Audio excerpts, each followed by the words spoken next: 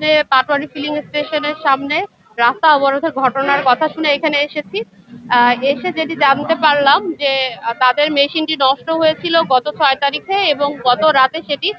ঠিক করা হয়েছে, কিন্তু ঠিক করার পরেও তারা আমাদের ট্যাগ অফিসারের কাছে এটি অবহিত করেনি বা আমাদেরকেও জানায়নি। না জানিয়ে তাদের যে তেলের মজুদ ছিল প্রায় 3700 লিটার, সেটি তারা গত রাতে তার মধ্যে থেকে প্রায় 2600 লিটার তেল বিক্রি করেছে, সেটা উপজেলা প্রশাসন এবং ট্যাগ অফিসার কাউকে না জানিয়ে। তো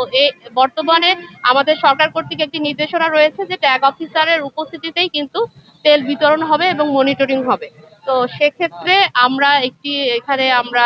তাদের কথার সাথে কাজের মিল পাইনি এবং আমরা পরবর্তীতে তাদেরকে আমাদের মোবাইল কোর্টের মাধ্যমে 50,000 টাকা জরিমানা করেছি এবং তাদের কাছ থেকে মুচলেখাও নেওয়া হয়েছে এবং তারা আমাদেরকে যে বিষয়টি বললেন, এখানে কেউ এসে তাদেরকে